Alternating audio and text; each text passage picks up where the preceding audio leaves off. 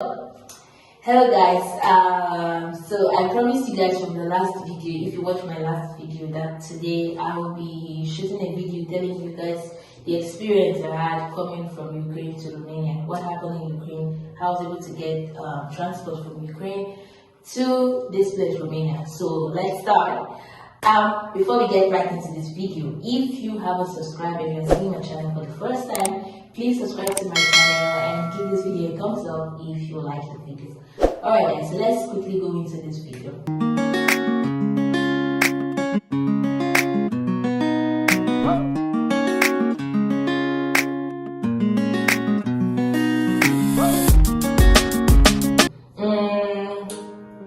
On the 25th of February 2022, I stay in an apartment with my flatmates, and we're not comfortable there. We felt we're not safe enough, and we're just girls. So we're just girls. So we thought instead of staying in an apartment, we would rather go to the hostel to stay with our friends in the hostel. That way, at least we are around people that we know instead of staying alone in the apartment.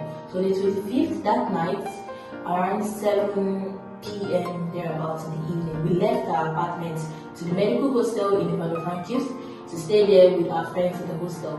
While we were there in the hostel, our church started making arrangements for church members and also other people that are interested in going with us to Romania. So we're discussing that night if we're going to go to Romania or go to Poland. So during that time, our church made a reservation for us that night to move the next day to Romania. So we decided to go to Romania. So our church so pleased, really, I want to thank you guys because they made it possible for us to be able to leave Invades to Romania without paying a dime. Even up to right now as I'm speaking, I've never paid any money, spent anything on whatsoever, and we've been really comfortable. So yeah, so they made a reservation, a bus to take people that are available. That was the next day, the next morning, on the 26th to Romania. So the next day, we went back to our apartment the morning before we left to take some few things that we left behind in the apartment that we'll be needing. So when they took ourselves some clothes and some extra shoes that we'll be needing.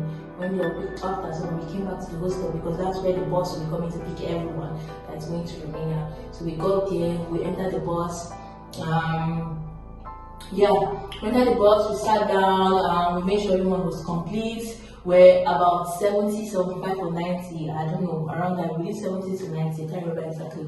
We were there with some other group of people, Indians, Ghanaians, Nigerians, and then we left Ivano-Frankivsk. We were supposed to leave around 8:30, but we left around 10 something, past 10 to 11, I'm not sure exactly. So we left around that time to the Romanian border. Alright, so on our way going, we're there talking, gisting with our friends. We ate, they were even sharing like biscuits, water inside the bus for us. Like, it was really nice, really nice. So we got to a point where the car could no longer move further, the bus could no longer move further because of the traffic, and I think it was around Chernivtsi region, if I'm correct.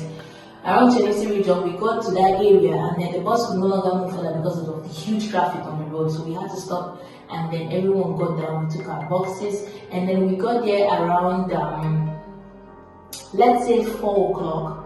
We got there around 3-4 o'clock in the afternoon. So we got to that Chernivtsi region around 3 or 4 o'clock. When we got there, we got down, took our boxes, and we had to walk for about 3 hours to the border. So with our boxes, our bags, really guys, that was a very tough one. Oh my goodness. So we took our boxes, everything, and we started to walk. We met some other people there, like huge crowd.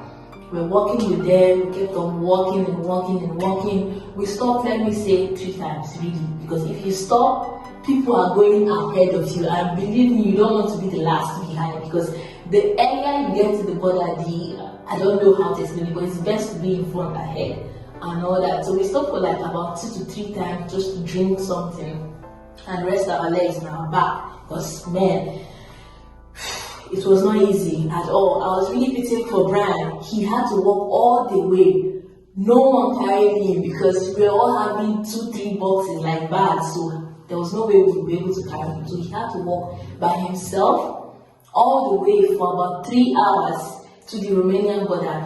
We left that area around 3, 4, and then we got to the Romanian border around 6 or 7 o'clock if I'm correct. We got to the Romanian border, the crowd, oh my goodness, the crowd was not a joke.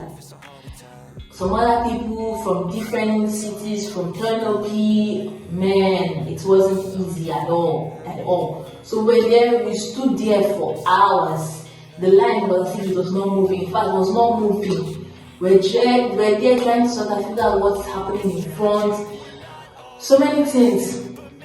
So we're there for hours, and then at the point they had to divide the crowd into two. There's the international student crowd, the foreigners, and then there's a crowd for Ukrainians. You get. So at the point, the international student crowd, they told them that the girls should come to the front and then the guys should go behind. And then there's the Ukrainian side. I was with my pastor's wife, Mrs. Precious, and her daughter. So when they divided the crowd, we decided where did we do, because we didn't know where to go to.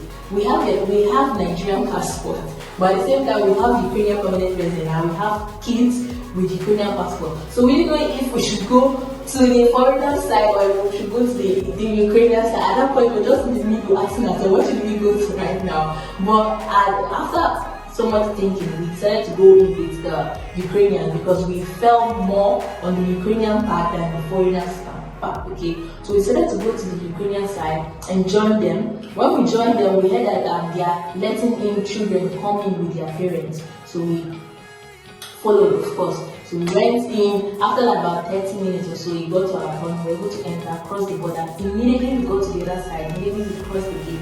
There was a big bus waiting for us at the gate there to take us to the place where we were staying. So we entered, we got there, they took our bags from us, put it inside the box, helped us in. When we got in, they gave us food, sandwiches, water to drink, making sure that we are okay and comfortable. We got into the bus.